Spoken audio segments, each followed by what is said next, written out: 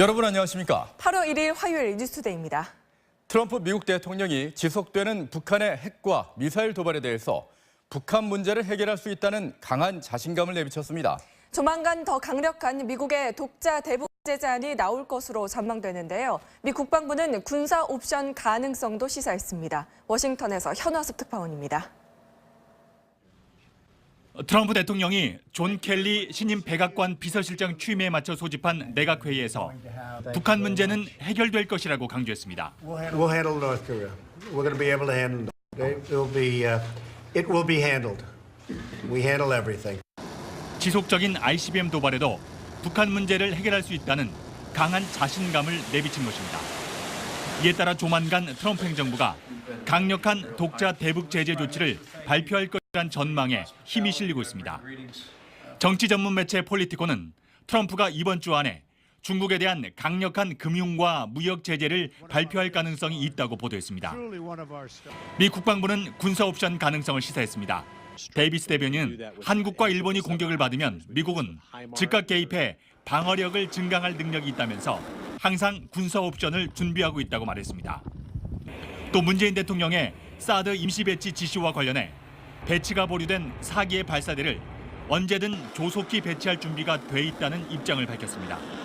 이런 가운데 미국이 내일 캘리포니아 벤덴버그 공군기지에서 ICBM인 미니트맨 3를 시험 발사할 예정이라고 미 공군이 밝혔습니다. 북한이 직접적인 위협이 됐다는 인식이 확산되면서 지금까지와는 다른 차원의 대북 옵션이 필요하다는 미국 내 요구도 커지고 있습니다. 워싱턴에서 MBC 뉴스 현원섭입니다. 북한의 거듭된 미사일 도발과 관련해 미국이 중국 책임론을 거론하며 안보리 회의를 거부했습니다. 하지만 유엔 주재 중국 대사는 북한 문제의 책임은 미국과 북한에 있다며 미국의 책임을 돌렸고 중국의 관영 매체들은 미국은 이 북한을 자극하는 군사 훈련을 자제해야 한다고 주장했는데요. 뉴욕에서 이진희 특파원입니다. 류제이 유엔 주재 중국 대사가 북한의 핵 미사일 도발의 책임은 중국이 아니라 미국과 북한에 있다고 주장했습니다. 뉴욕 현지 시간으로 월요일 류 대사는 유엔 안보리 7월 의장국 일정을 마무리하면서 이같이 밝혔습니다. China's efforts will not yield practical result because it depends on the two principal parties. 이에 앞서 중국 관영 매체들도 미국이 북한을 자극하는 군사훈련을 자제해야 한다며 북한을 두둔하고 나섰습니다. 한반도라는 좁은 땅에서 사드의 격추 능력은 명확하지 않다며 주한 미군의 사드 배치도 평가절하했습니다. 중국의 이 같은 반응은 미국이 들고 나온 중국 책임론에 대한 반발로 풀이됩니다. 지난달 28일 북한의 탄도미사일 발사 실험 이후 트럼프 미국 대통령이 중국을 정면 비판한 데 이어 니키 헤일리 유엔 주재 미국 대사도 의미 없는 안보리 긴급회의는 필요 없다며 중국을 압박하자 중국이 발끈한 겁니다. 북한 도발에 대응해 대북 원유 공급 차단 등 유엔 안보리에 강력한 추가 제재를 추진하고 있는 미국은 중국이 발목을 잡고 있다며 불만이 극에 달한 상황입니다. 미국과 중국이 책임 공방을 이어가는 가운데 이번 주 초로 예상됐던 안보리 긴급회의마저 늦춰지면서 대북 대응책과 관련한 합의점을 찾는 데는 상당한 진통이 불가피해 보입니다. 뉴욕에서 MBC 뉴스 이진희입니다. 북한의 화성 14형 미사일 도발에 대해 러시아는 안보리 결의 위반이라는 공식 입장을 밝혔습니다. 하지만 러시아는 이 현 상황의 책임이 중국과 러시아의 미온적인 대북 제재 때문이라는 미국의 비판은 근거가 없다며 대화를 통한 문제 해결을 주장했습니다. 김현 특파원입니다. 러시아 외무부는 지난 28일 북한의 새로운 탄도미사일 발사는 유엔 안보리 관련 결의들을 직접 위반한 것이라고 밝혔습니다. 북한이 화성 14형을 쏜 지 사흘 만에 공보실 명의로 나온 논평입니다. 하지만 본론은 그 다음에 나왔습니다. 이와 관련한 한반도 내 사건 전개에 크게 우려하고 있다며 사실상 사드 배치 철회 등을 요구했습니다. 또 현 상황에 대한 책임을 러시아와 중국에 떠넘기면 안 된다며 대북 제재 미온적이라는 미국 등의 비판은 근거가 없다고 주장했습니다. 그러면서 대화를 통한 문제 해결을 강조했습니다. 세르게이 라브코프 러시아 외무차관도 앞서 미국 ABC 방송과 인터뷰에서 같은 입장을 밝힌 바 있습니다. should not equal nuclear weaponization and missile developments to the whole issue of economic suffocation. 북한이 쏜 화성 14형은 ICBM급이라는 한미 당국의 평가와 달리 러시아는 중거리 미사일로 평가했습니다. 미러 관계 악화 속에 대북 제재 강도를 약화시키려는 러시아의 의도적인 저평가라는 분석이 나오고 있습니다. 파리에서 MBC 뉴스 김현입니다. 이렇게 북한의 탄도미사일 도발로 한반도를 둘러싼 안보 상황이 긴박해지는 가운데 북한 김정은은 화성 14형 시험 발사 축하연에 참석했습니다. 이 자리에선 추가 도발 가능성도 언급됐는데요. 탄도미사일 탑재용 소형 핵탄두 개발을 위한 6차 핵실험을 벌일 것이라는 분석이 나오고 있습니다. 손영 기자입니다. 어젯밤 평양 목란관 축하연회 모습입니다. 화성 14형 2차 시험 발사 성공을 경축하는 모란봉 악단 공훈국가 합창단 합동 공연이 7월 30일 인민극장에서 진행됐습니다. 김정은과 부인 리설주를 비롯해 리만건 당 군수공업부장, 김락겸 전략군 사령관 등 핵심 수뇌부가 참석했습니다. 김정은은 화성 14형 개발자들을 격려한 것으로 전해졌습니다. 리만건 부장은 기동성과 타격력이 높은 신형 탄도미사일을 끊임없이 만들겠다며 추가 도발을 시사했습니다. 이처럼 북한의 탄도미사일 개발이 사실상 완성 단계에 접어든 거란 평가 속에 북한의 차기 도발은 탑재될 탄두의 소형화 실험, 즉 6차 핵실험이 될 것이란 분석이 나옵니다. 현재 풍계리 핵실험장은 언제든지 핵실험이 가능한 상태를 유지하고 있으며 6차 핵실험 등 전략적 도발을 감행할 가능성도 있는 것입니다. 잠수함 발사 탄도미사일인 SLBM이나 고체 연료를 사용하는 ICBM급 북극성 3형 시험 발사를 통해 속도 조절을 할 가능성도 있습니다. 북한의 추가 도발 시점은 한미연합훈련 을지포커스 가디언 연습이 실시되는 이번 달이나 정권 수립일이 있는 다음 달이 될 것이란 관측입니다. MBC 뉴스 손영입니다. 만취한 남성이 모던 차량이 인도로 돌진해 행인을 덮쳤습니다. 인천 연안부도에선 한 남성이 바다에 빠졌다 구조됐지만 의식을 회복하지 못하고 있습니다. 사건 사고 전예지 기자입니다. 차량 한 대가 인도 위에 걸쳐 있습니다. 어젯밤 11시쯤 부산 해운대 해수욕장 주변 횡단보도 앞 도로에서 48살 박모 씨가 몰던 승용차가 인도로 돌진했습니다. 이 사고로 보행 신호를 기다리던 3명이 차에 치여 부상을 입고 병원으로 옮겨졌습니다. 박 씨는 혈중 알코올 농도 0.188%의 만취 상태에서 운전을 하다 사고를 낸 것으로 조사됐습니다.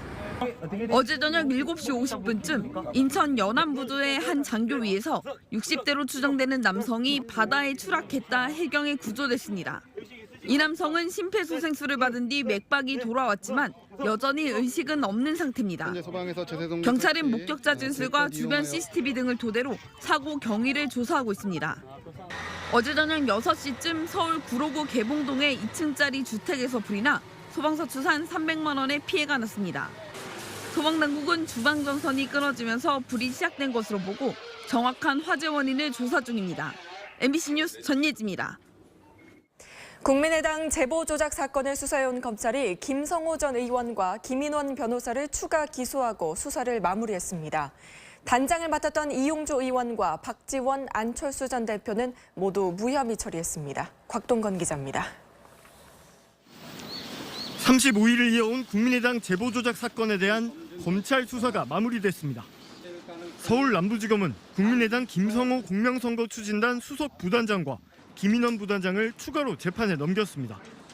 검찰은 추진단의 실무를 맡았던 이들이 제보가 허위일 가능성을 알고도 제대로 검증하지 않았다고 판단했습니다.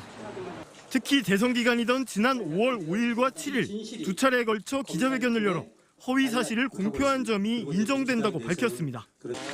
구속 기소된 이유미 씨, 이준서 전 최고위원과 불구속 기소된 이유미 씨 남동생까지 사법 처리 대상은 모두 5명입니다. 검찰은 관심을 모았던 이용주 의원과 박지원, 안철수 전 대표에 대해서는 혐의가 없다고 결론냈습니다. 이용주 의원은 최초 기자회견 전 사실상 단장직에서 물러나 의사결정에 관여하지 않았고 박지원 전 대표도 이 전 최고위원으로부터 자료를 보냈다는 말만 들었을 뿐 정작 자료는 보지 못한 것으로 드러났습니다. 안철수 전 대표는 자료 검증과 공개 과정에서 관련 보고를 받지 않은 것으로 확인됐습니다. MBC 뉴스 곽동건입니다. 4개월가량 이어진 이재용 삼성전자 부회장에 대한 1심 재판이 마무리 국면에 들어갔습니다. 다음 주 결심 공판을 앞둔 이 부회장은 오늘 재판에서 자신의 혐의에 대해 처음으로 입장을 밝힐 예정입니다. 김수근 기자입니다. 박근혜 전 대통령과 최순실 씨에게 뇌물을 준 혐의를 받고 있는 이재용 부회장의 피고인 신문이 오늘 열립니다. 지난 2월 구속된 지 165일 만입니다. 이 부회장은 지난달 10일 열린 박 전 대통령과 최 씨 재판에 증인으로 나와 모든 질문에 답변하고 싶지만 변호인의 조언에 따라 그렇게 못할 것 같다며 증언 거부권을 행사했습니다. 특검과 이 부회장 측이 맞붙고 있는 쟁점은 크게 세 가지입니다. 특검은 안종범 전 수석의 수첩 등을 근거로 지난 2015년 박 전 대통령과의 독대에서 이 부회장이 부정한 청탁을 했다고 보고 있습니다. 이 부회장 측은 정황과 추측일 뿐 부정한 청탁은 없었다는 입장입니다. 특검은 또 삼성이 건넸거나 건네기로 한 돈에 대해서도 청탁과 대가에 의한 뇌물로 판단하고 있지만 이 부회장 측은 대가는 없었다고 맞서고 있습니다. 정유라 씨에 대한 승마 지원에 대해선 이 부회장이 이미 알고 있었다는 특검과 구체적인 보고를 받지 못했다는 변호인 측 입장이 엇갈리고 있습니다. 재판부는 피고인 신문과 쟁점 공방을 진행하고 이번 달 7일쯤 결심 공판을 열 예정입니다. MBC 뉴스 김수근입니다. 6.19 부동산 대책이 무색할 만큼 서울 아파트값이 연일 고공행진을 이어가고 있습니다. 정부는 이르면 이번 주 강력한 추가 대책을 내놓는 방안을 고심하고 있습니다. 김성현 기자입니다. 서울 성수동에 들어설 49층 초고층 아파트.